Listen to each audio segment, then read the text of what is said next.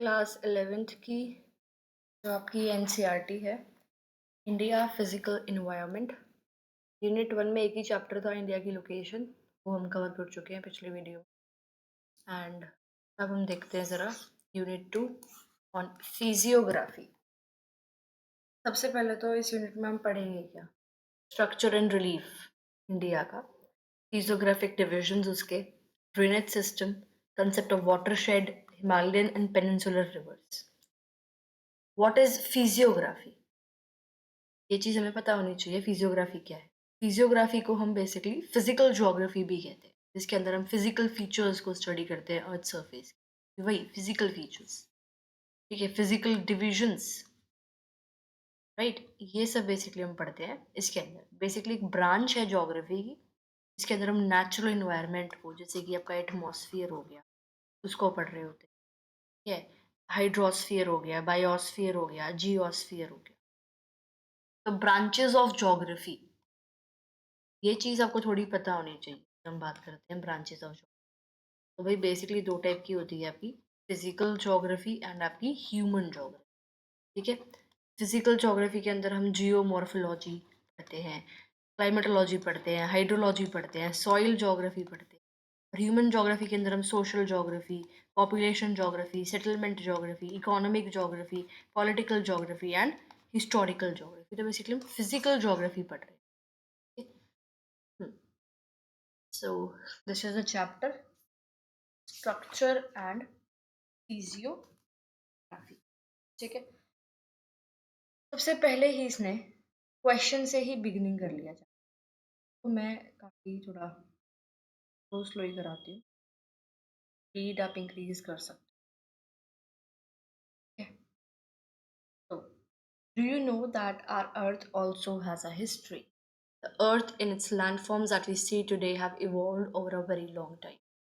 कहने का मतलब ये है कि जैसी आपको अर्थ आज दिखती है, अगर हम इंडिया की ही बात कर लें, इंडिया जैसा आपको आज दिखता है कि यहाँ पे आपका नॉर्थ इंडिया, ये साउथ इंडिया है, इधर माउंटेन्स हैं, इधर डेजर्ट है, इधर नॉर्दर्न प्लेन्स है, ये सब एकदम से नहीं था, स्टार्टिंग से नहीं था, इवॉल्व हुआ है ये टाइम के साथ। ठीक है, अब हम मानते हैं कि जो अर्थ है वो इतने साल पुरानी है। अर्थ is approximately 4600 million years old। ध्यान रखना है ये, ठीक है, 1 मार्क्स के लिए। तो ओवर दीज लॉन्ग ईयर्स, तो इतने सालों में बहुत सारे चेंजेस हुए हैं अर्थ में। चेंजेस किसकी वजह से हुए हैं? एंडोजेनिक एंड एक्सोजेनिक फोर्सेस की वजह। ठीक है, एंडोजेनिक एंड एक्सोजेनिक फोर्स। तो बेसिकली ये दो प्राइमरी टाइप ऑफ फोर्सेस हैं जो कि अर्थ के सरफेस को इन्होंने शेप किया है, इन दोनों फोर्सेस ने। एंडोजेनिक फोर्सेस वो फोर्सेस हैं जो कि इंटरनल फोर्सेस है। ठीक है, यानी कि अर्थ के अंदर से ओरिजिनेट हो रहे हैं। Okay, examples volcano, earthquakes, mountain building. ठीक है, ये सब क्या है, अर्थ के अंदर अगर कुछ हलचल हो रही है उसकी वजह से ओरिजिनेट हो। तो endogenic forces they generally result in large scale and sudden changes, mountains बनाना, प्लेट्यूज बनाना, या बेसिकली बाकी अदर लैंडफॉर्म्स बनाना। फिर है एक्सोजेनिक फोर्सेस, तो ये एक्सटर्नल फोर्सेस है जो अर्थ सरफेस पे एक्ट करते हैं और फिर ये ग्रेजुअल अर्थ के सरफेस को वियर डाउन करते हैं और फिर नए नए सरफेसेस जो हैं वो बन जाते हैं, जैसे कि weathering, erosion, deposition exogenic forces का पार्ट है। ठीक है, जो फोर्सेस हैं they have played a significant role, जिन्होंने अर्थ को आज जैसा है उसको शेप दी है, जैसा अर्थ का सरफेस है वो सरफेस क्रिएट हुआ है बिकॉज ऑफ दीज फोर्सेस। ये फोर्सेस काम कर रहे थे काफ़ी पुराने समय से अर्थ के सरफेस। ठीक है, अब आपकी है theory of plate tectonics. Plate tectonics and the movement of earth's plate, इसको वैसे तो हम पढ़ चुके हैं, जो आपकी दूसरी किताब है उस समय, बट फिर भी बता देती हूँ जरा। प्लेट टेक्टोनिक्स बेसिकली एक थ्योरी है जो एक्सप्लेन करती है कि कैसे जो अर्थ है उसके जो आउटर लेयर है, जिसको हम प्लेट्स बोलते हैं, ठीक है, वो कैसे मूव करती है। ये आपकी अर्थ है, या अगर लैंड देखते हो आप, लैंड के अंदर जो लेयर्स है, राइट, ये पता है हमको लेयर से बनी हुई है, वो किस तरह से मूव करती है। ये चीज़ बेसिकली इस थ्योरी में हमें पता लगती है। इमेजिन करो आप एक अर्थ का आउटर शेल, जिसको हम लिथोस्फीयर बोलते हैं, वो एक पज़ल से बना हुआ है, ठीक है? अब ये अगर आउटर शेल है तो वो इस तरह की पज़ल से बना हुआ है, इस तरह से। तो ये पज़ल के पीसेस जो हैं, इसको हम प्लेट्स बोलते हैं। तो ये प्लेट्स जो है, ये फिर इनके नीचे क्या है? किसी सरफेस पे फ्लोट कर रही है, राइट? उसको हम बोलते हैं मेंटल, ठीक है? सिंपल सी चीज़ यही है कि जो ये प्लेट्स हैं, प्लेट्स के नीचे जो है, क्या है?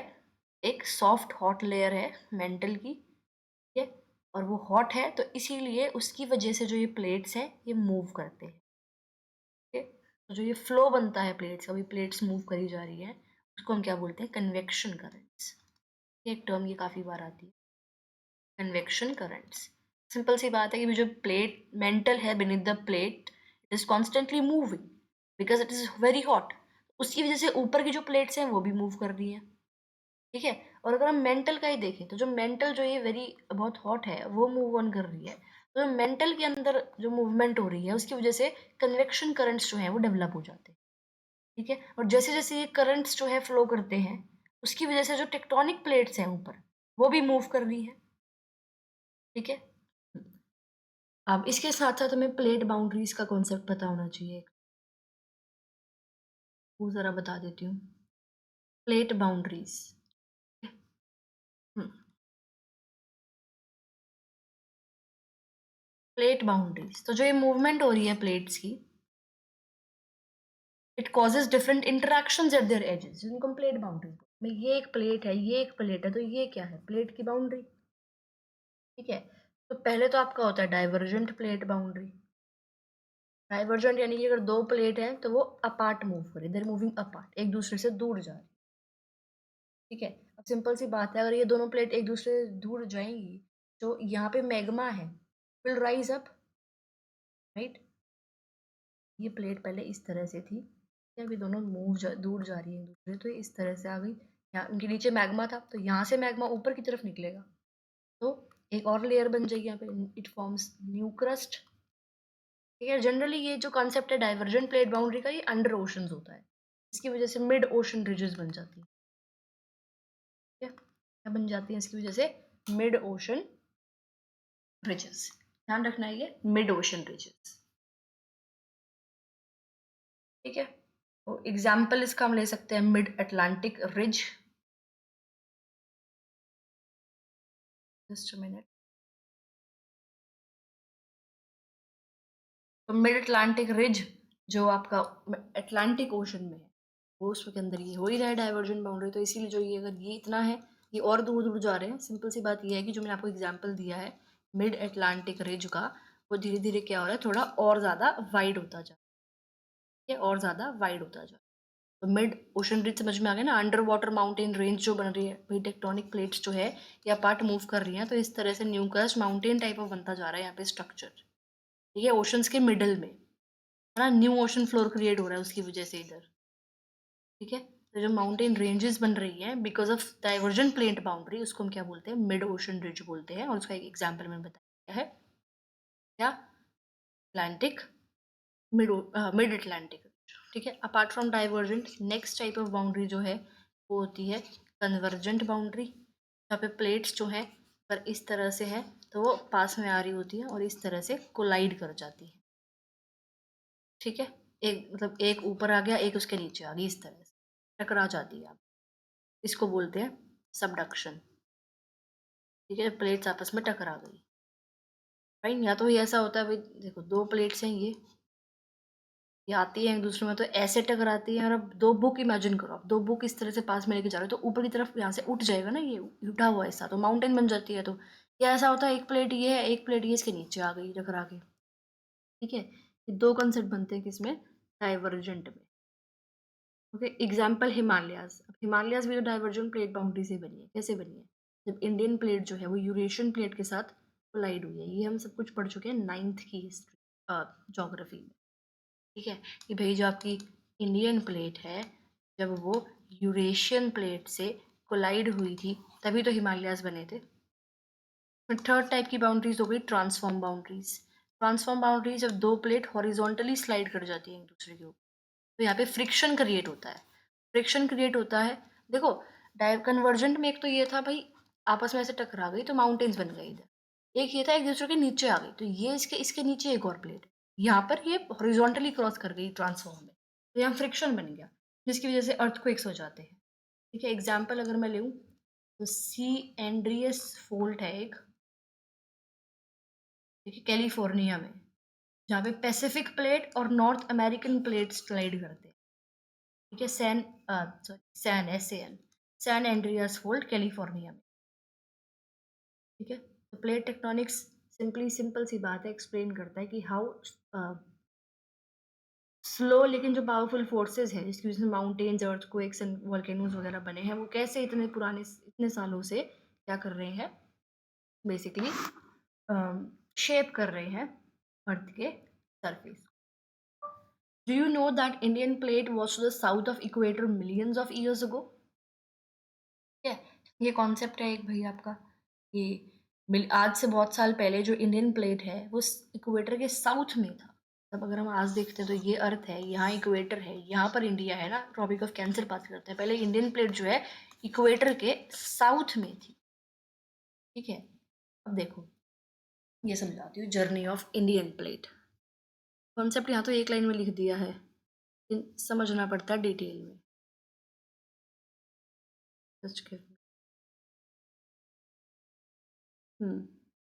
तो हम क्या पढ़ रहे हैं अब,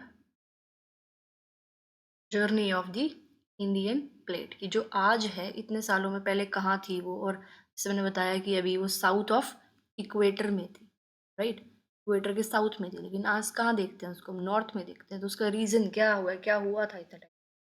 तो देखो आज से कहीं ना कहीं अगर हम बात करें 200 मिलियन ईयर्स अगो की, इतने साल पहले, ठीक है, जब डायनासोर्स की एज थी बेसिकली।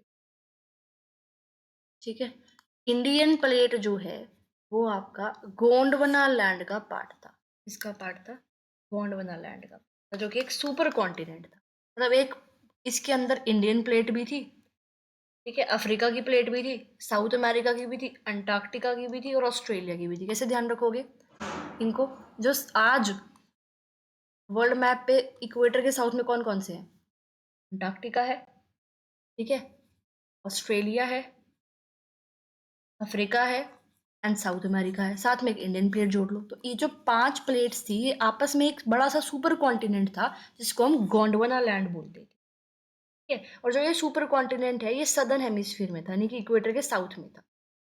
ठीक है, फिर आज से 180 मिलियन ईयर्स अगो पहले क्या हुआ, जो ये गोंडवाना लैंड है इसका ब्रेकअप हो गया, तब दिस लैंड है डिसइंटीग्रेट हो गई। क्यों, टेक्टोनिक फोर्सेस की वजह से। तो जो इंडियन प्लेट है वो सेपरेट हो गई इस गोंडवाना लैंड से, और वो ऊपर की तरफ इंडियन ओशन के क्रॉस यहाँ से ऊपर की तरफ नॉर्थ की तरफ मूव करना स्टार्ट कर गई। तो इंडियन प्लेट जो है उसकी मूवमेंट जो है बहुत ज़्यादा तेज हुई थी, जिसकी मतलब अगर हम देखें तो वो इतनी स्पीड से पर ईयर, मतलब एक साल में 15 से 20 सेंटीमीटर नॉर्थ की तरफ खिसक रही थी। ठीक है, तो बहुत सालों से फिर बाद में वो फाइनली शिफ्ट हो गई, कहाँ पर, ऊपर ही शिफ्ट हो गई नॉर्दर्न हेमिस्फीयर में। ठीक है, फिर उसका कोलाइजन हुआ एशिया के साथ। जो इंडियन प्लेट है बेसिकली, ऊपर कौन सी प्लेट थी, यहाँ पर तो इंडियन प्लेट थी, यहाँ कौन सी प्लेट है, यूरेशियन प्लेट। जो इंडियन प्लेट है वो ऊपर शिफ्ट होती गई तो वो यहाँ पे यूरेशियन प्लेट के साथ कोलाइड कर गई। ये जिससे हिमालयन माउंटेन्स बने और तिब्बतन प्लेट्यू बना। मैप पे दिखाया चैप्टर 1 में भी, यहाँ पर हिमालयन माउंटेन्स है और यहाँ पे तिब्बतन प्लेट्यू है। ठीक है, इसका एविडेंस भी है। अब ये ऐसे थोड़ी कि भाई कुछ भी थ्योरी आ गई, इसके एविडेंस भी है, ऑब्वियसली है एविडेंसेस भी। Just give a minute, charger connect कर लेते। हाँ जी, तो इसके एविडेंसेस भी हैं, जैसे कि फॉसिल्स, प्लांट्स और एनिमल्स के फॉसिल्स हैं जो कि आपको इंडिया में मिलेंगे और जो अंटार्कटिका में मिलेंगे। कहीं ना कहीं वो शो करते हैं कि दोनों कॉन्टिनेंट से कनेक्टेड थे एक टाइम पे। रॉक फॉर्मेशंस की बात करें तो पहला पॉइंट क्या हो गया, फॉसिल्स हो गया। दूसरा पॉइंट हो गया रॉक फॉर्मेशन। ठीक है, जो रॉक लेयर्स हैं इंडिया में एंड अफ्रीका में और साउथ अमेरिका में वो कहीं ना कहीं सेम सी है। फिर तीसरा पॉइंट हो गया मैग्नेटिक एविडेंस। ये जो रॉक्स है इंडिया में, जिस टाइप की वो, मतलब it shows changes in magnetic orientation, कहीं ना कहीं जो शो करता है कि भाई एक्चुअल में कुछ ना कुछ था, मतलब जो ये इंडियन प्लेट है वो पहले आपकी इसमें थी, मतलब जो मैग्नेटिक एविडेंस है रॉक्स में, it shows the journey of Indian plate. जैसे जो वॉल्केनिक रॉक्स हैं basalt, when they cool and solidify, the magnetic minerals within them aligns with the earth's magnetic field at the time of their formation। ठीक है, तो ऐसा ऐसा कुछ ढूंढते हैं साइंटिस्ट वगैरह। तो ठीक है, तो ये एविडेंसेस जो हैं कुछ, वो हमें एक्चुअल में बताते भी हैं कि reasons basically, I mean evidences of the Indian plate movement. ठीक है। तो कहाँ तक कर रहे हैं हमने, हम या ठीक है। Do you also know that Indian plate was much larger in size and the Australian plate was a part of it? अब एक पॉइंट ये आ गया, पता होना चाहिए कि जो इंडियन प्लेट है वो बहुत लार्जर टेक्टोनिक प्लेट थी, जिसको हम इंडो ऑस्ट्रेलियन प्लेट बोलते, क्या बोलते थे, इंडो ऑस्ट्रेलियन प्लेट। ठीक है, we use to call it Indo Australian plate. ठीक है। अब बताया मैंने कि इंडिया और ऑस्ट्रेलिया वो एक गोंडवाना लैंड के पार्ट थे। ठीक है। अब जब वो टूटने लग गया तो इंडिया और ऑस्ट्रेलिया थे initially connected as a larger plate, मतलब जैसे गोंडवाना लैंड से जब ब्रेकअप हुआ तो ये यहाँ से एक प्लेट ये टूट गई, तो ये प्लेट है, ये इंडो ऑस्ट्रेलियन प्लेट कहलाई। इंडिया और ऑस्ट्रेलिया दोनों थे इसके अंदर। ठीक है। अब इंडियन सब कॉन्टिनेंट जो है वो इससे भी टूट गया और वो ऊपर की तरफ शिफ्ट करने लग गया। ठीक है। तो ये चीज़ हुई थी। ठीक है। अब देखो, इंडियन जो इंडियन पार्ट था इस इंडो ऑस्ट्रेलियन प्लेट का, वो तो नॉर्थवर्ड मूव कर रहा था हाई स्पीड पे, तो यूरेशिया के साथ कोलाइड हो गया जिससे कि हिमालयाज बन गए थे। तो अब इंडो ऑस्ट्रेलियन प्लेट में से इंडिया और ऑस्ट्रेलियन प्लेट सेपरेट हो गई। ठीक है। तो ऑस्ट्रेलियन प्लेट जो है वो ईस्टवर्ड चली गई थी थोड़ी सी, मतलब ये अगर अर्थ है यहाँ पर ये था। ठीक है। Indian plate, Indo Australian plate टूटी, इंडिया प्लेट उसमें से भी टूट के ऊपर चली गई और ऑस्ट्रेलियन प्लेट ईस्ट की तरफ मूव होना स्टार्ट हो गई। ठीक है। अब इसके भी एविडेंस है। पहला, अर्थक्वेक एक्टिविटी, सेस्मिक एक्टिविटी है इंडियन ओशन में, बताता है कि कहीं ना कहीं फॉल्ट लाइन है इंडिया और ऑस्ट्रेलियन प्लेट्स में। तो जियोलॉजिकल फीचर्स भी कुछ हैं जो एविडेंस देते हैं इस चीज़ का। ये तो कॉन्सेप्ट समझ में आ रहा है आपको। Over million of years this plate, यानी कि इंडो ऑस्ट्रेलियन प्लेट की बात हो रही है, break into many parts and the Australian plate move towards the south eastern direction and the Indian plate to the north. यही मैंने अभी तक एक्सप्लेन किया। Okay, so this northward movement of the Indian plate is still continuing, आज भी continue हो रहा है, and it has significant consequences on the physical environment of the Indian subcontinent। Obviously Indian subcontinent है, वहाँ पे जो plates है जब वो move कर रही हैं तो obviously उस पर जो है physical environment पे फर्क तो पड़ेगा ही, है ना। Can you name some important consequences of the northward movement of the Indian plate? Indian plate northward move कर रही है तो उसकी वजह से क्या क्या हो रहा है। ठीक है। तो भाई बायोडाइवर्सिटी शेप हुई है, ज्योग्राफी क्लाइमेट शेप हुआ है एशिया का because of this northward movement of the Indian plate. क्या क्या हुआ था इसकी वजह से, हिमालयाज बने थे। ठीक है। तिब्बतन प्लेट्यू जो है वो बना था, तिब्बतन प्लेट्यू को रूफ ऑफ द वर्ल्ड बोलते हैं क्योंकि वो उसका हाई एलिवेशन है। अर्थक्वेक एक्टिविटी उसकी वजह से हुई थी काफ़ी, रेगुलर अर्थक्वेक्स उस एरिया में आते हैं, इंडिया नेपाल एंड चाइना की अगर हम बात करें। क्लाइमेट पे इम्पैक्ट पड़ा है, मानसून पे इम्पैक्ट पड़ा है। अब देखो जब यहाँ पे माउंटेन्स बन गई, हिमालयाज बन गए, तो as a barrier to cold wind हो गया ना, जो सेंट्रल एशिया से ठंडी ठंडी हवाएं आती, तो वो इस हिमालय की वजह से ऑब्स्ट्रक्ट हो गई, वरना हिमालय का इंडिया का क्लाइमेट ही कुछ और होता। मानसून भी स्ट्रेंथन हुआ है, जब यहाँ से मानसून आ रही है, साउथ वेस्ट मानसून, तो वो हिमालय पर टकरा के यहाँ नॉर्दर्न प्लेन्स में बारिश करती है। ठीक है। बायोडाइवर्सिटी पे इम्पैक्ट हुआ, जब क्लाइमेट अलग है तो ऑब्वियसली बायोडाइवर्सिटी पे भी फर्क पड़ेगा, राइट। इंडोगैंगेटिक प्लेन जो है वो बना है इसकी वजह से कहीं ना कहीं। So it is primarily through the interplay, तो जो ये एंडोजेनिक फोर्सेस हैं, एक्सोजेनिक फोर्सेस हैं, और lateral movements of the plates ये है।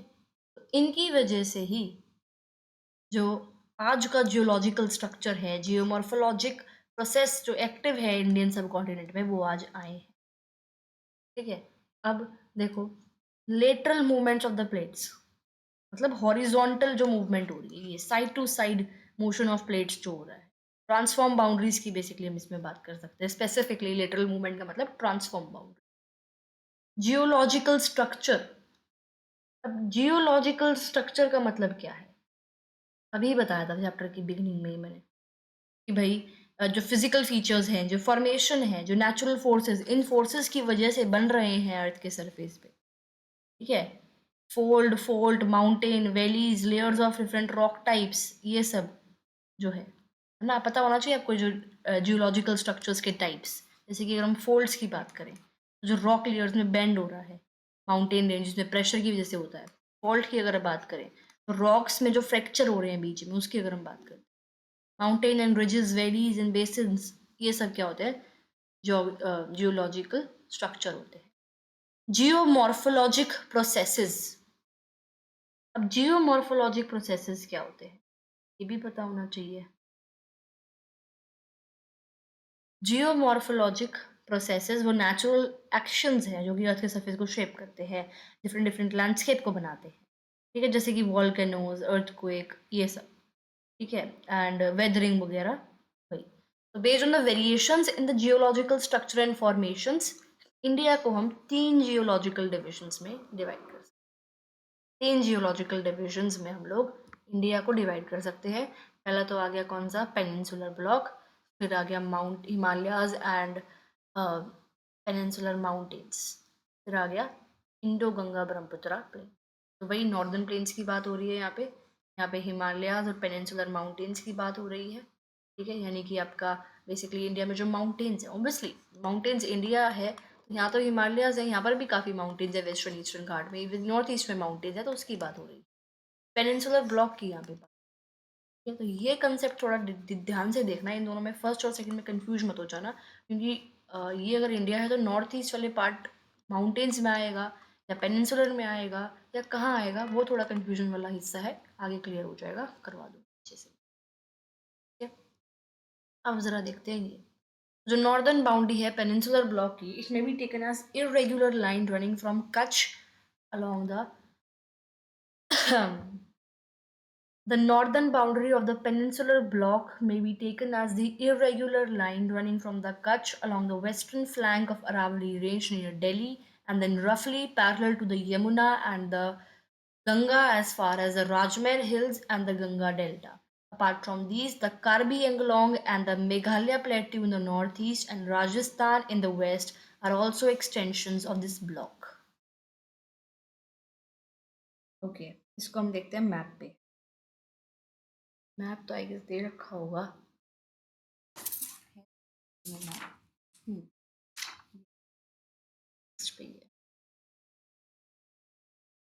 हम क्या देख रहे हैं? हम देख रहे हैं पेनिनसुलर ब्लॉक। तो भाई पेनिनसुलर ब्लॉक की अगर हम बात करते हैं, या तो गुजरात में जो कच्छ वाला रीजन है, वहाँ से इसकी बाउंड्री बिगिन होती है इंडिया के वेस्टर्न कोस्ट से। ठीक है, अरावली रेंजेस जो है उसकी वेस्टर्न साइड जो है, वहाँ से जो कच्छ है, वहाँ से हम बिगिन करते हैं। ठीक है, हरियाणा तक हम बेसिकली जाते हैं, फिर न्यू दिल्ली क्रॉस करते हैं, यमुना और गंगा के पैरेलली चलते हैं, फिर हम राजमहल हिल्स बिहार में जो है वहाँ पर पहुँच जाते हैं। ठीक है, और फिर बाउंड्री आगे जाती है गंगा डेल्टा जो कि वेस्ट बंगाल में है, जो कि eastern end of the block है। तो हमने क्या देखा है? बेसिकली हमने देखा है वेस्ट टू ईस्ट एक्सटेंशन इसका पेनिनसुलर ब्लॉक का। रन ऑफ कच्छ गुजरात में है, अरावली रेंजेस के वेस्ट में जो है, फिर ये अरावली रेंजेस जो है ये आपकी हरियाणा तक जाती हैं, तो हरियाणा तक जाएंगे, दिल्ली तक जाएंगे, फिर दिल्ली में यमुना गंगा के पैरेलली हम जाते हैं, यहाँ पर ये सारा पेनिनसुलर ब्लॉक आता है। एंड फिर आपका राजमहल हिल्स जो है उसका ईस्टवर्ड, तो ईस्टवर्ड एक्सटेंशन राजमहल हिल्स तक है, और वेस्ट कहाँ तक है, रन ऑफ कच्छ तक गुजरात में। ठीक है, नॉर्थ ईस्ट में अगर बात करें तो सॉरी गाइज नॉर्थ ईस्ट में अगर हम बात करें, अच्छा वैसे वेस्ट में राजस्थान को भी इसमें हम इंक्लूड कर लेते हैं, ठीक है, यहाँ से राजस्थान इंक्लूड हो जाएगा। और इधर नॉर्थ ईस्ट में अगर बात करें तो कार्बी एंगलोंग का पठार जो है, कार्बी एंगलोंग प्लेट्यू और मेघालयन प्लेट्यू जो है वो भी इस पेनिनसुलर ब्लॉक के पार्ट आते हैं।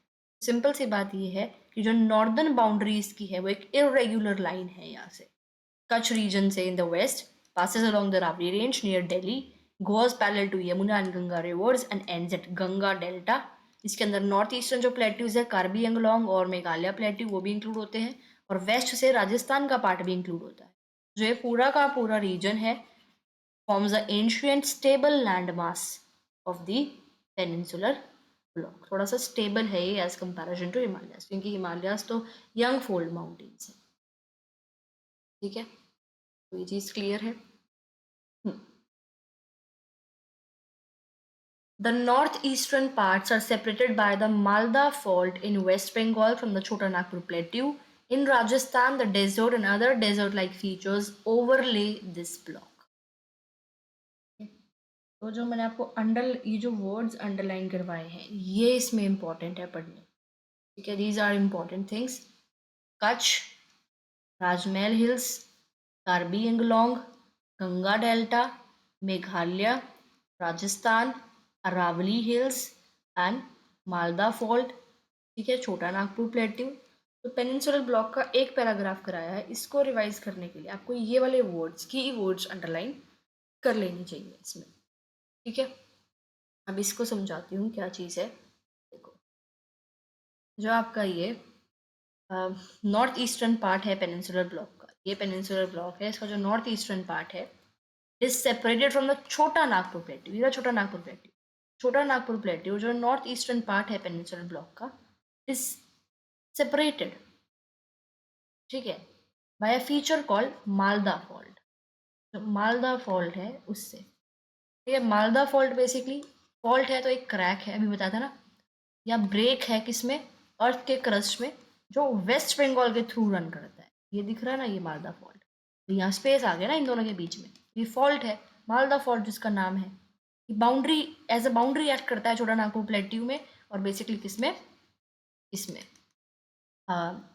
नॉर्थ ईस्टर्न प्लेट्यू में। ठीक है, और फिर हम मालदा फॉल्ट के इधर देखते हैं, इधर मतलब राजस्थान की तरफ आते हैं, तो यहाँ पे थार डेजर्ट वाले रीजन्स है, ये ड्राई सैंडी है। ठीक है, contrasting with the fertile regions of this north east. तो अपार्ट फ्रॉम राजस्थान कुछ और पार्ट्स भी है पेनिनसुलर ब्लॉक के जहाँ पे डेजर्ट लाइक फीचर्स हैं। सिंपल सी बात यही है, जो मालदा फोर्ट है वेस्ट बंगाल में, it separates the north eastern part of peninsular block from the Chota Nagpur plateau and the parts of Rajasthan. North eastern parts जो हैं they are more fertile, and Rajasthan and some other parts of this peninsular block have desert like conditions with dry and sandy areas. Simple सी बात ये लिखी गई थी आपके इसमें अभी तक। ठीक है, the peninsula is formed essentially by a great complex of very ancient gneisses and granites, which constitutes a major part of it. Since the Cambrian period, the peninsula has been standing like a rigid block, with the exception of some of its western coast, which is submerged beneath the sea, and other parts changed due to tectonic activity without affecting the original basement. Okay, तो ऐसे पढ़नी होती है NCERT. क्या वैसे भी okay. सो peninsula जो India का है मेनली वो बहुत ओल्ड एंड हार्ड रॉक से बना है, जिसको हम क्या बोलते हैं, ग्रेनाइट और जीनीस। ठीक है, बेसिकली टाइप्स ऑफ रॉक्स हैं जो कि अर्थ के बहुत ही डीप में आपको मिलेंगे। ठीक है, दीज रॉक्स वर फॉर्म्ड, जो ये रॉक्स हैं ये बहुत पहले ही बन रखे थे कैम्ब्रियन पीरियड में। कैम्ब्रियन पीरियड की अगर हम बात करें that is 500 million years ago. ठीक है, ठीक है, अब जो ये आपका है लैंडमास जो है, ये पेनिनसुलर ब्लॉक जो है ये काफ़ी स्टेबल लैंडमास है। ठीक है, यानी कि इतना ज़्यादा ड्रामेटिकली चेंज नहीं हो रहा है ये ओवर टाइम। ठीक है, और इतना ज़्यादा मूवमेंट भी नहीं हुई है एक्सेप्ट फॉर सम एरियाज, कुछ एरियाज में मूवमेंट हुई, जैसे एक्सेप्शन बोल दिया ना इसने, ठीक है। कौन सा एरिया? जो कुछ एरियाज है अलॉन्ग द वेस्टर्न कोस्ट वो सबमर्ज हो चुका है अंडर द सी, ठीक है। जस्ट गिव मी, आगे देखो, मैं पेन, या नेक्स्ट इज रिजिड ब्लॉक। तो जो पेनिनसुलर रीजन है वो एक रिजिड ब्लॉक की तरह है, मतलब वो इजीली चेंज नहीं हुआ है और सेम पोजीशन में रहा है। सिंपल एक एक्सेप्शन बता दी कि कहाँ पर चेंज हुआ है, कि जो वेस्टर्न कोस्ट का थोड़ा सा हिस्सा है it is submerged under the sea due to the tectonic activity, ठीक है। एंड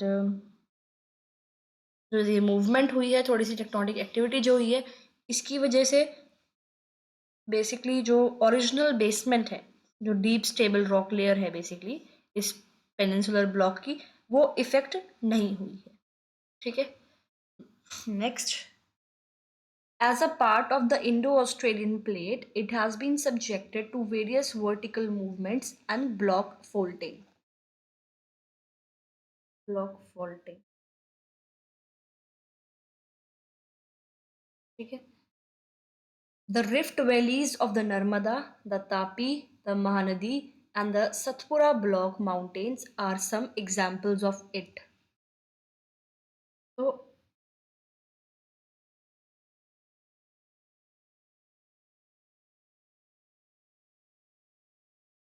जी, सबसे पहले तो इंडो ऑस्ट्रेलियन प्लेट एक कीवर्ड है, ठीक है, पता ही है, इंडो ऑस्ट्रेलियन प्लेट बताया ही था। फिर वर्टिकल मूवमेंट्स अपवर्ड और डाउनवर्ड मूवमेंट बेसिकली बात हो रही है, ठीक है। एंड ब्लॉक फॉल्टिंग ये तब होती है जब large sections of the earth crust break along cracks. तो ये अगर एक अर्थ की क्रस्ट है, यहाँ क्रैक था, तो ये अलग अलग टूट गए दोनों ये, ठीक है। और ये ब्लॉक्स जो हैं फिर दो, ये अलग डिफरेंट डायरेक्शन से मूव करते हैं, ठीक है, कॉजिंग सम टू राइज, कुछ राइज हो जाते हैं, कुछ सिंक कर जाते हैं। तो राइज हो गए तो माउंटेन्स बन गए, सिंक कर गए तो वैलीज बन गई। तो ये काफ़ी इंपॉर्टेंट है ब्लॉक फॉल्टिंग का कॉन्सेप्ट। वे दो ब्लॉक्स हैं अर्थ के, वो अलॉन्ग द क्रैक ब्रेक कर गए, तो या तो राइज होते हैं या फॉल होते हैं, मतलब सिंक होते हैं। राइज कर गए तो माउंटेन्स बन गई, और सिंक कर गए तो वैलीज बन गई, ठीक है। तो ये रिफ्ट वैली का कॉन्सेप्ट आता है फिर। रिफ्ट वैली जब अर्थ की जो क्रस्ट है, ठीक है, उसमें से कुछ सेक्शन सिंक हो गया, वैलीज बन गई। रिफ्ट वैलीज यूजुअली वो माउंटेन से सराउंडेड रहती है, हायर ग्राउंड। तब यहाँ अगर मान लो वैली है, थोड़ा सा नीचे ढला, मतलब समझ गए ना वैलीज, भाई यहाँ माउंटेन है, यहाँ माउंटेन है, ऊंचा हिस्सा है, यहाँ पे वैलीज है, ठीक है। तो जो नर्मदा है, तापी है, महानदी वैलीज है, ये इसकी वजह से ही बनी है, ब्लॉक फॉल्टिंग की वजह से ही बनी है, वर्टिकल मूवमेंट्स जो है उनकी वजह से ही बनी। और Satpura mountain range central India में, वही एग्जाम्पल है किसका? देखो नर्मदा, तापी एंड महानदी तो क्या है, रिफ्ट वैलीज है, ठीक है। और सतपुरा वो एक ब्लॉक माउंटेन्स है, ठीक है, जो ब्लॉक फॉल्टिंग की वजह से बनी। तो ये ध्यान रखना है, ब्लॉक फोल्डिंग से नर्मदा, तापी, महानदी रिफ्ट वैली बनाती है। बताया ना मैंने, ब्लॉक फोल्डिंग क्या होती है बता दिया। या तो वो क्या करेंगी, सिंक कर जाती हैं, राइज कर जाती हैं। तो सिंक कर गई तो वैली बन गई, उसके एग्जाम्पल ये रहे। राइज कर गई तो माउंटेन बन गए, उसके एग्जाम्पल हो गए सतपुड़ा, ठीक है। तो इसमें क्या बताया गया, यही बताया गया है इसमें। वे जो इंडो ऑस्ट्रेलियन प्लेट है उसके अंदर वर्टिकल मूवमेंट्स हुई हैं और ब्लॉक फॉल्टिंग हुई है, इसकी वजह से रिफ्ट वैलीज बनी है या ब्लॉक माउंटेन्स बने हैं। तो रिफ्ट वैली जैसे कि नर्मदा, तापी और महानदी बने हैं जब अर्थ की क्रस्ट नीचे सिंक हो गई, और सतपुरा ब्लॉक माउंटेन्स बने हैं जब अर्थ की क्रस्ट जो है वो ऊपर की तरफ राइज हो गई, ठीक है। The peninsula mostly consist of relict and residual mountains like Aravali Hills, Nalamala Hills, Javadi Hills, Velikonda Hills, Palkonda Range, and Mahendragiri Hills. The river valleys here are shallow with low gradients. अब ये देखो आप, रेलिसिट, एक second, रेलिसिट का जो मैं dictionary meaning देख लूँ।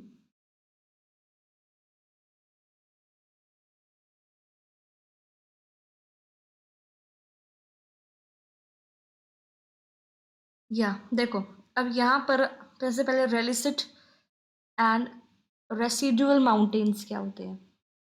इस पेनिनसुला में माउंटेन्स किस टाइप के हैं, रेलिसिट एंड रेसिडुअल। तो relict mountains are the old mountains जो ओवर टाइम जो है टूट रहे हैं, ठीक है, दिख रहे हैं ये mountains are still visible, but ये इतने ऊंचे ऊंचे माउंटेन्स नहीं है। रेजिडुअल माउंटेन्स भी ओल्ड माउंटेन्स ही है, but that has been eroded, leaving behind small remaining parts of original mountain range। ठीक है, तो यानी कि पुराने पुराने माउंटेन्स हैं जो जो है बिल्कुल ही टूट रहे हैं। ठीक है, तो रेलिसिट और रेजिडुअल माउंटेन्स जो हैं आपको यहाँ पे मिल जाएंगे। उसके एग्जाम्पल्स फिर उन्होंने दे दिए हैं कि अरावली हिल्स हो गई, one of the oldest mountain ranges है इंडिया में, राजस्थान से हरियाणा तक है ये। ठीक है, एंड इतनी हाई माउंटेन्स नहीं है बिकॉज रेलिसिट एंड रेजिड्यूल है ना, दे इरोड हो चुके हैं, तो इतनी ज़्यादा इनकी हाइट नहीं है। फिर है नालामला हिल्स, ये आंध्र प्रदेश में है। फिर है जवादी हिल्स, ये तमिलनाडु में है। फिर है वेलीकोंडा हिल्स, ये आंध्र प्रदेश में है। फिर है पालकोंडा रेंज, ये भी आंध्र प्रदेश में है। फिर है महेंद्रगिरी, ये ओडिशा में है। ठीक है, तो ये लोकेशंस पता होनी चाहिए, बुक में तो नहीं लिखी ना लोकेशंस, ये डिटेल्स जो है एक एक वर्ड की आसपास की चीज़ें पता होनी चाहिए। महेंद्रगिरी के बारे में एक स्पेशलिटी है, ज़रा बता दो, हाईएस्ट माउंटेन है क्या ये ईस्टर्न ईस्टर्न घाट्स की, ज़रा बताना मुझे ये चीज़। ठीक है, अब यहाँ पे आपको रिवर वैलीज भी मिल जाएंगी जो कि शैलो हैं और लो ग्रेडियंट्स हैं। तो रिवर वैली एक लैंड एरिया है that a river flows through, है ना। यहाँ माउंटेन्स है, मान लो यहाँ माउंटेन थोड़ा दसा हुआ रीजन, इसके अंदर से रिवर फ्लो करती है, उसको हम क्या बोलते हैं, रिवर वैली बोलते हैं। तो लो ग्रेडियंट का मतलब क्या है, मतलब लैंड जो है वो इतनी स्टीप नहीं है, वे रिवर एकदम से फ्लो कर गई, है ना, यानी जो स्लोप ऑफ लैंड है वो जेंटल है। ठीक है, इतनी स्टीप लैंड नहीं है, मतलब जो ये यहाँ पे जो रिवर वैली है वो इतनी ढलान के साथ नहीं है कि एकदम से रिवर फ्लो कर गई। ठीक है, तो जो यहाँ पे जो रिवर्स हैं वो इतनी दे आर शैलो, यानी कि इतनी ज़्यादा डीप नहीं है। ठीक है, और लो ग्रेडियंट्स यही मतलब होता है, तो यानी कि रिवर्स जो है वो थोड़ी स्लो यहाँ से क्या करती हैं, फ्लो करती हैं। ठीक है, method of calculating the gradient, भाई ये हम पहले पढ़ चुके हैं, बट मैं फिर भी बता देती हूँ। ठीक है, ज़रा ध्यान से देखो, एक सेकेंड खाली पेज चाहिए, गया। तो जो ग्रेडियंट है एक रिवर का या एक स्लोप का, वो बताता है कि जो रिवर या स्लोप है, जो लैंड है बेसिकली, वो कितनी स्टीप है, कितनी स्टीप है। ठीक है, तो ग्रेडियंट को कैलकुलेट करने के लिए अब देखो कैसे करते हैं। फॉर्मूला फॉर ग्रेडियंट क्या है, change in height vertical distance upon horizontal distance into 100। ठीक है, change in height that is vertical distance, इसका मतलब है difference in elevation between 2 points. ठीक है, जैसे अगर यहाँ पे इसने क्या लिखा हुआ है, इसने आपको आगे दे भी रखा है, ये रहा, can you calculate the gradient of the Himalayan and peninsular reverse and draw the comparisons, है ना, ये बात इसने करी है। तो ये भी हम बता देते हैं आपको। तो देखो, ग्रेडियंट को कैलकुलेट करने के लिए यू फाइंड आउट कि हाउ स्टीप द लैंड और slope is, and it shows कि how much the height change over a certain distance. ठीक है, तो हाइट डिफरेंस चेक करना होता है पहले, भाई एक पॉइंट और दूसरा पॉइंट लैंड है ना, ये लैंड है, तो भाई ग्रेडियंट चेक करो, स्लोप चेक करो उसका कितना है, तो एक पॉइंट ये रहा, एक पॉइंट ये रहा मान लो, तो इन पॉइंट के बीच में हाइट का डिफरेंस, मान लो भाई एक पॉइंट आपका 500 मीटर हाई है, यहाँ से 500 मीटर हाई है, और दूसरा पॉइंट जो है वो 200 मीटर हाई है, तो डिफरेंस कितना हो गया इनमें? 300 मीटर हो गया। ठीक है, फिर distance between the two points along the ground measure कर रहे हो, ये वाला ये जो डिस्टेंस है ये कितना है अलोंग द ग्राउंड? मान लो ये 5 किलोमीटर है, तो कितना हो गया? 5000 मीटर हो गया। तो ग्रेडियंट हाइट डिफरेंस कितना है, यानी कि वर्टिकल डिफरेंस कितना था? 300 था। हॉरिजॉन्टल डिस्टेंस, ये वाला डिस्टेंस कितना है? 5000 है, इंटू में 100, तो कितना आ गया ये? 6%। जीरो से जीरो कैंसिल, एक जीरो ये कैंसिल, 1/6 आ गया, तो 6% आ गया। तो 6% का ग्रेडियंट है, इसका मतलब क्या होता है? तो 6% ग्रेडियंट का मतलब ये है कि अगर हम अलोंग द ग्राउंड यानी कि हॉरिजॉन्टली मूव कर रहे हैं, ठीक है, तो हर 100 मीटर के बाद 6 मीटर लैंड जो है वो ऊंची हो जा रही है, लैंड, राइट, लैंड का मेजर कर रहे हैं। तो भाई ये अगर लैंड है ना, इसका 6% ग्रेडियंट है, इसका मतलब आपने 100 मीटर चला, आप थोड़े ही आते आपने, और 100 अगले 100 मीटर के बाद थोड़ी सी ऊंची लैंड हो जाएगी, 6 मीटर ऊंची हो जाएगी, फिर अगले 100 मीटर में 6 मीटर और ऊंची लैंड हो जाएगी, और फिर अगले 100 मीटर में और 6 मीटर ऊंची लैंड हो जाएगी। तो ये इसका मतलब है। ठीक है, यानी कि लैंड स्लोली स्लोली राइज कर रही है, जितना ज़्यादा ग्रेडियंट होगा लैंड उतनी ज़्यादा राइज होगी। मान लो ये हो जाता है आपका 10, यानी कि हर 100 मीटर में 10 मीटर लैंड जो है वो ऊपर उठ रही है। ठीक है, अब इसने हमें क्या बोला था? वे पेनिनसुलर रिवर और हिमालयन रिवर के बीच में क्या निकालना है? ग्रेडियंट निकालना है, और कंपैरिजंस जो हैं वो ड्रॉ आउट करने हैं। देख लेते हैं ये भी।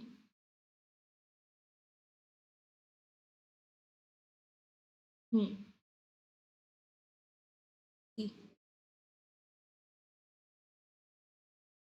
हिमालयन रिवर जनरली स्टीप होती है, ठीक है, तो ग्रेडियंट उनके यूजुअली हाइयर होते हैं। जैसे अगर हम एग्जांपल लेते हैं ब्रह्मपुत्रा रिवर का, तो माउंट कैलाश तिब्बत के आसपास अगर देखें तो उसकी हाइट कहीं ना कहीं इतनी होती है, 5000 मीटर। और माउथ पे, बांग्लादेश पे रिवर का माउथ क्या होता है, जरा कमेंट में बता दो। माउथ पे अगर एलिवेशन देखें तो 30 मीटर होता है बांग्लादेश में। ऐसे फ्लो करती है ना भाई, अगर इसे दिखा, ये आपका इंडिया का मैप है, यहाँ से सांगपो बोलते हैं इसको, यरी सांगपो बोलते हैं इसको, ब्रह्मपुत्रा को, और फिर ये ऐसे यहाँ बांग्लादेश में आती है, यहाँ से नीचे नीचे चली जाती है।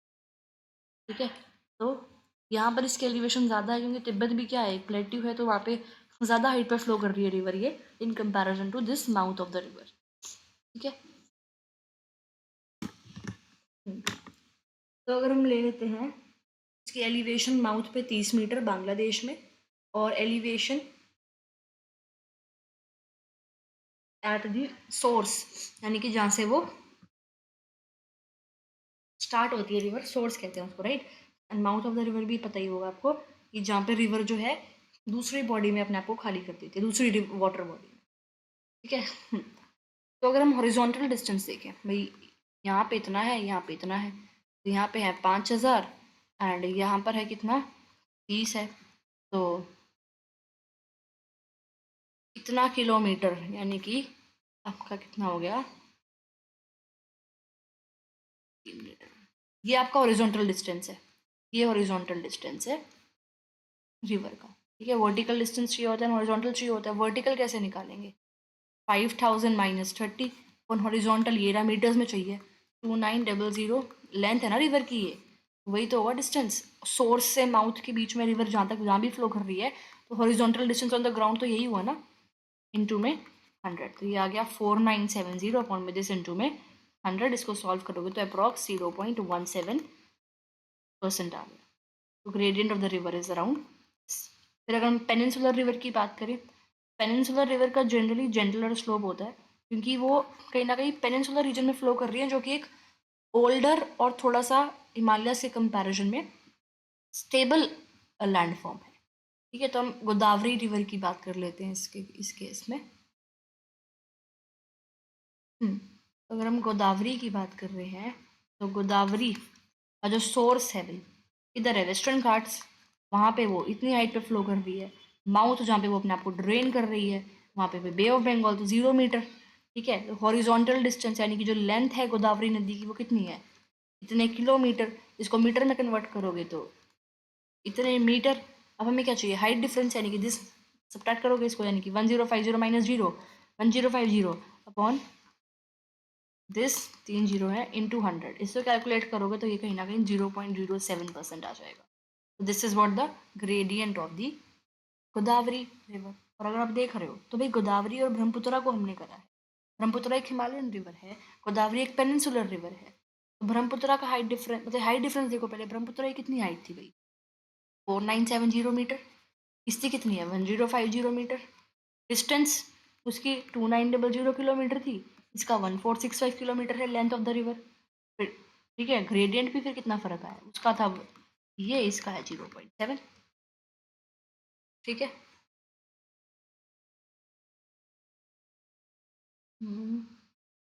या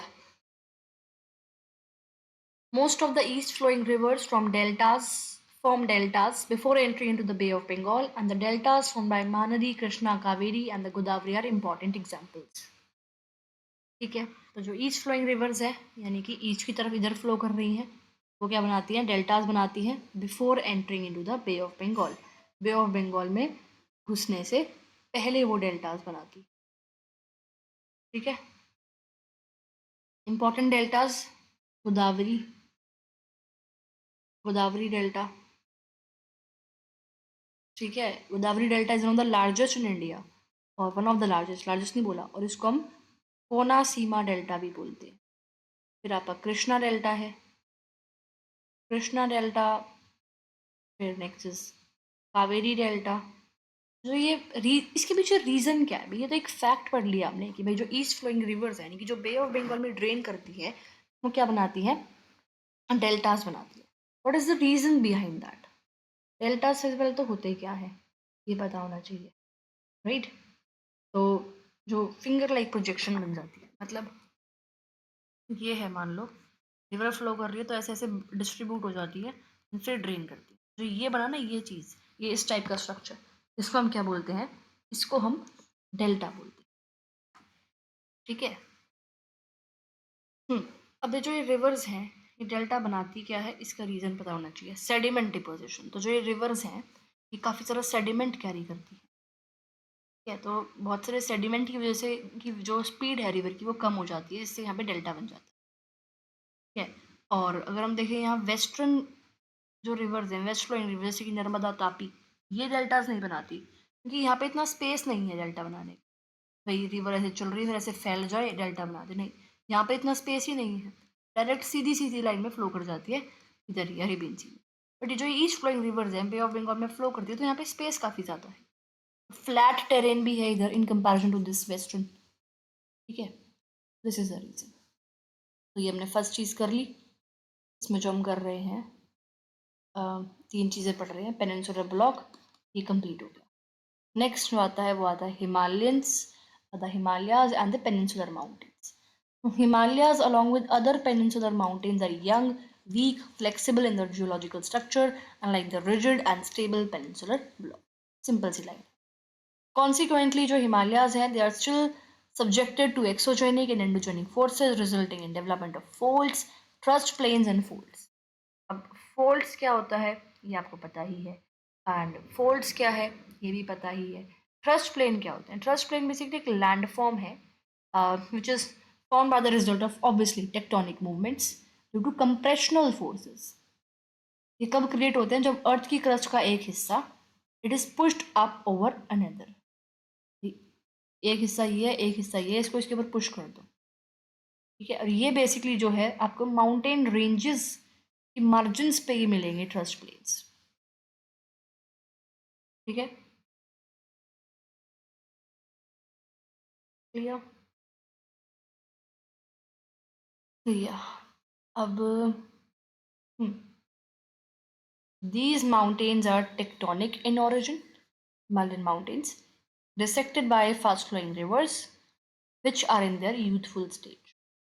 And various landforms like gorges and V shaped valleys, rapids, waterfalls, are indicative of this stage. क्या बोला है इसने भाई, जो माउंटेन्स है ना, ये माउंटेन्स आपकी पहली बात तो टेक्टोनिक इन ओरिजिन है, ठीक है। और दूसरी बात, fast flowing rivers in mountains को जो है वो काटते हुए चलती है, और ठीक है, और इसकी वजह से मतलब ये दो चीज़ हैं। तीसरी, इन माउंटेन रेंजेस में gorges and V shaped valleys, rapids and waterfalls बनते हैं। ये जो चीज़ें बनती है ना वेरियस लैंडफॉर्म्स, ये एक इंडिकेटर है कि भाई जो ये माउंटेन्स है ये अपनी यूथफुल स्टेज में। तो गॉर्ज क्या होता है, एक डीप नैरो वैली, ठीक है, and it is carved out by erosion. Erosion से बेसिकली बन जाता है ये। जैसे कि एक सबसे जैसे ये दिख रही होगी ना, ये गॉर्ज है, ग्रैंड कैनियन एक इम्पॉर्टेंट गॉर्ज है यूएसए में, ध्यान रखना है इसको, ठीक है। फिर वी शेप्ड वैली, नाम से पता लग रहा है वैली पता ही है आपको, तो वी शेप की जो वैली बन रही है, ये वी शेप क्यों बन रही है, because the river erodes the land more deeply at the bottom rather than on sides creating steep. यहाँ पे इस तरह से बन रही है, तो साइड्स पे जो है बेसिकली जो रिवर है बॉटम पे लैंड को और ज़्यादा अच्छी तरह से इरोड करती है, इसलिए वी शेप बन जाती है। रैपिड्स फास्ट मूविंग सेक्शंस है रिवर के, ठीक है, which flows very quickly over the rocks even. Example, Niagara river as rapids before it reaches the Niagara Falls. ये waterfalls vertical steep slope पे जो water flow करता है, नाइगेरा फॉल्स, विक्टोरिया फॉल्स एग्जाम्पल, ठीक है। तो दिस वाज, ठीक है। तो ये काफ़ी इंपॉर्टेंट है। जो माउंटेन्स है पहली बात है वो टेक्टोनिक है ओरिजिन में, दूसरी बात उसके अंदर काफ़ी फास्ट फ्लोइंग रिवर्स हैं, ठीक है, खत्म, इतनी सी बात। वेरियस दो पॉइंट ये हो गए। तीसरा पॉइंट बहुत इंपॉर्टेंट है कि भाई यहाँ पे ना gorges V shaped valleys, rapids and waterfalls हैं, और ये जो लैंड स्ट्रक्चर्स है ना ये इंडिकेट करते हैं कि जो ये आपके माउंटेन्स हैं बेसिकली ये कैसे है, यूथफुल स्टेज में। दीज आर द इंडिकेटर्स, ठीक है।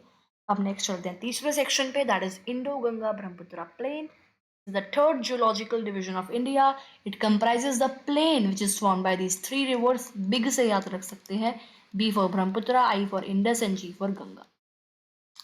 Indus, Ganga and Brahmaputra. So originally it was a geosynclinal depression. Geosynclinal depression.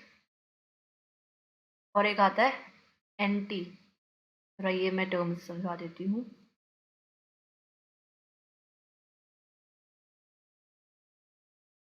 Okay, तो यानी कि देखो इसका मतलब क्या होता है, large area of earth crust जो है टेक्टोनिक फोर्स की वजह से वो नीचे धंस जाता है, एक गैप टाइप ऑफ जो है वो बन जाता है, ठीक है। हिमालयन जियोसिंक्लाइन जो है एक एग्जाम्पल है जहाँ पे सेडिमेंट्स, जैसे यहाँ पर अगर ये इंडिया है, यहाँ पर अगर हिमालयाज है, तो पहले यहाँ पे बहुत बड़ा गड्ढा था, इसको हम क्या बोलते हैं, जियो सिंक्लाइन डिप्रेशन, ठीक है, ये बोलते हैं। समझ में आया। तो पहले जो ये प्लेन जहाँ अब यहाँ पे क्या है, प्लेन है, इसलिए लिखा हुआ है कि पहले जो ये प्लेन है ना, तो it was a what, Jio syncline depression which attained its maximum development during the third phase of Himalayan mountain formation. Himalaya mountain बन रही थी, so जब थर्ड फेज हुआ था तब जाके इसमें थोड़ी डेवलपमेंट हुई थी इस डिप्रेशन में। Since then it has been gradually filled by the sediments brought by Himalayan and Peninsular rivers. Development यहाँ पे स्टार्ट हुई थी आज से 64 मिलियन ईयर्स अगो पहले, जब हिमालयास का थर्ड फेज ऑफ डेवलपमेंट चल रहा था। उसके बाद से यहाँ पे जो हिमालयन रिवर्स हैं, जो पेनिनसुलर रिवर्स हैं, वो पानी यहाँ पे लेके आ ही रही हैं, सेडिमेंट्स लेके यहाँ पे आ ही रही है, जिससे जो ये गड्ढा है ये बढ़ चुका है।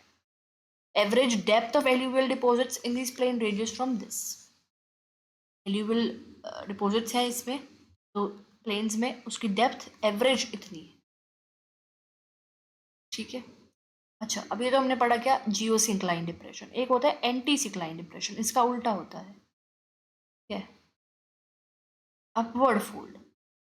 ये तो ऐसे गड्ढा बन गया, ये ऊपर की तरफ हो गया, तब अगर ये इंडिया है, यहाँ पे माउंटेन्स है, यहाँ गड्ढा बन गया, गड्ढे की जगह की ऊपर की तरफ लैंड आउट प्रोट्यूड होगी ना, उसको हम क्या बोलते हैं, एंटी सिक्लाइन डिप्रेशन। जब अपवर्ड फोल्ड बन रहा है, जियो सिंक्लाइन डिप्रेशन में नीचे की तरफ धस रही है लैंड, सिंक हो रही है, एंटी सिक्लाइन डिप्रेशन में ऊपर की तरफ बढ़ रही है। phases of development of Himalayan mountains, how many were there? पता होना चाहिए, क्योंकि इसने क्या बोला कि थर्ड फेज जब चल रहा था ना इसका, वही development of Himalayan phase basically अगर हम बात करें डेवलपमेंट ऑफ हिमालयन माउंटेन्स, ठीक है, एक कॉम्प्लेक्स प्रोसेस रहा है और बहुत टाइप से हो रहा है। तो जो जियोलॉजिस्ट है वो डिस्क्राइब करते हैं फॉर्मेशन ऑफ हिमालयस को 3 मेन फेजेस में। तो जब थर्ड फेज हो रहा था ना, तब जो ये डिप्रेशन है ये भरना स्टार्ट हुआ था। और जो ये फेजेस हैं ये भी पता होने चाहिए हिमालयाज के, ठीक है। Excuse me. जो जियोलॉजिस्ट्स हैं, बहुत देर में की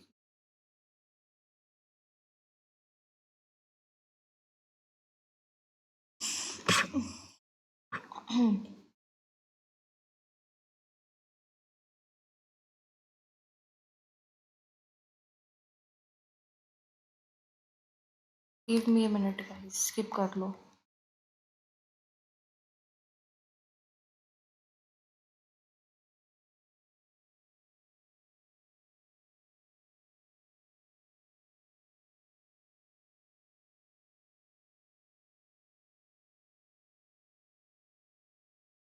या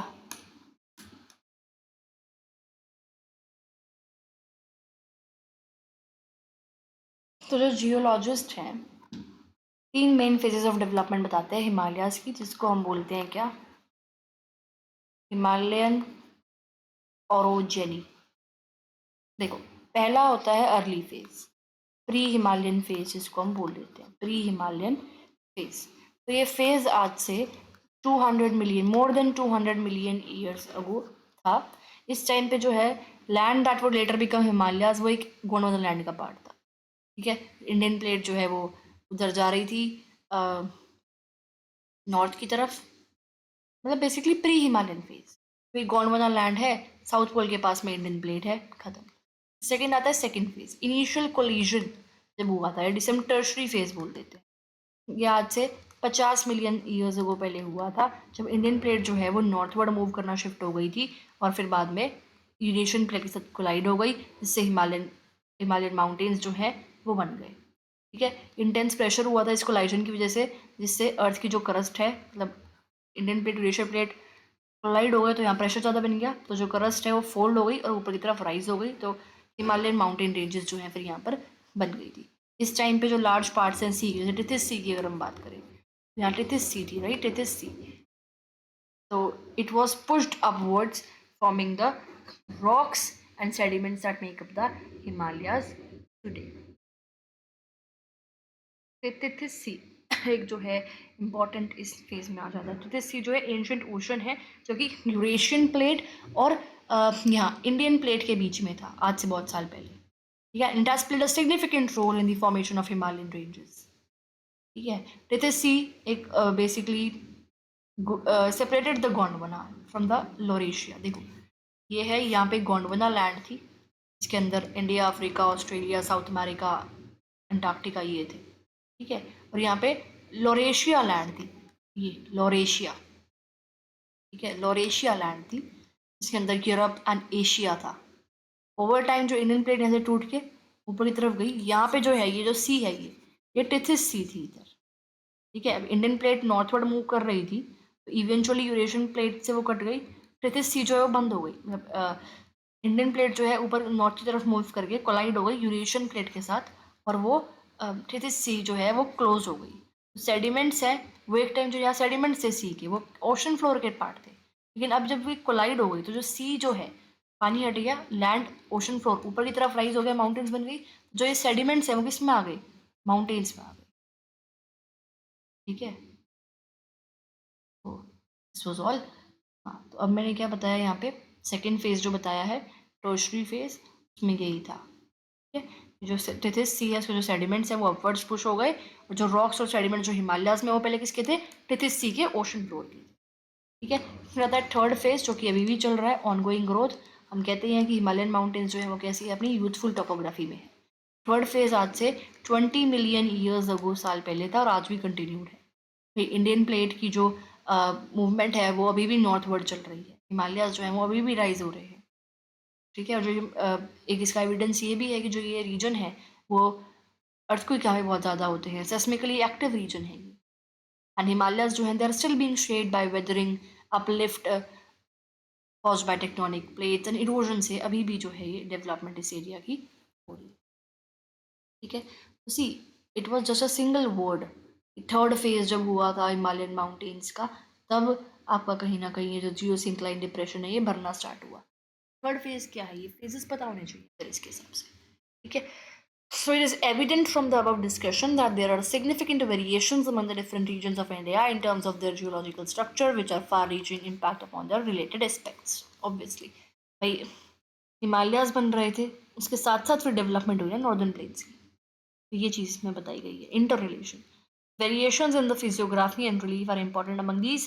The relief and physiography of India has been greatly influenced by the geological and geomorphological processes active in the Indian subcontinent. बता दिया।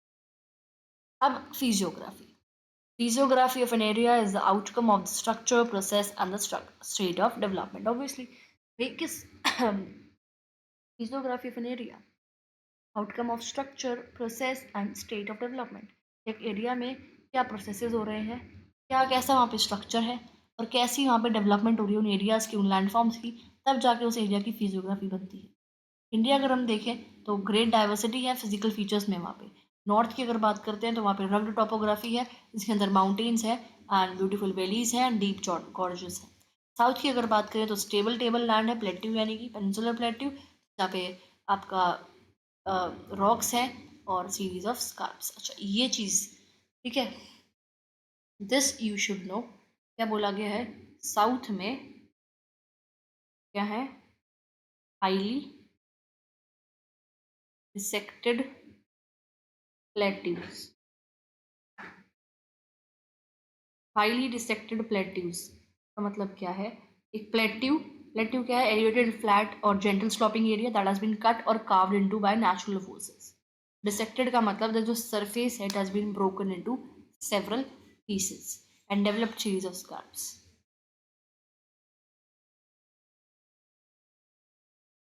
तो वही स्कार्प बेसिकली एक स्टीप स्लोप या क्लिफ है जो टेक्टोनिक एक्टिविटी से बन जाता है। Based on these macro variation, तो हमने मैक्रो वेरिएशन कर ली कि भाई ये अर्थ है, नॉर्थ में माउंटेन्स हो गए, साउथ में प्लेट्यू हो गया, खत्म। इंडिया को हम और भी फिजियोग्राफिक डिवीजन में डिवाइड कर सकते हैं, northern and north eastern mountains. ये है तो ये नॉर्दर्न माउंटेन्स, ये नॉर्थ ईस्टर्न पार्ट है, नॉर्थ ईस्टर्न माउंटेन्स और नॉर्दर्न प्लेन। यहाँ पे जो नॉर्दर्न प्लेन है आ जाता है, फिर इस तरह से है ना, ये north and north eastern mountains, northern plain, peninsular plateau, Indian desert, coastal plains और इधर ये आपके आइलैंड्स। तो ये 6 मेन फिजियोग्राफिक डिविजन्स हो गए इंडिया के। ठीक है, इसको थोड़ा डिटेल में देख लेते हैं। पहले आता है north and north eastern mountains. तो नॉर्थ और नॉर्थ ईस्टर्न माउंटेन्स के अंदर तो नॉर्थ में कौन सी माउंटेन्स है, हिमालयाज है, और नॉर्थ ईस्टर्न में नॉर्थ ईस्टर्न जो हिल्स हैं वो आ जाती हैं। Himalayas consist of series of parallel mountain ranges, तो सबको ही पता है। ग्रेटर हिमालयन रेंज, इसके अंदर ग्रेट हिमालयाज एंड शिवालिक है। ठीक है,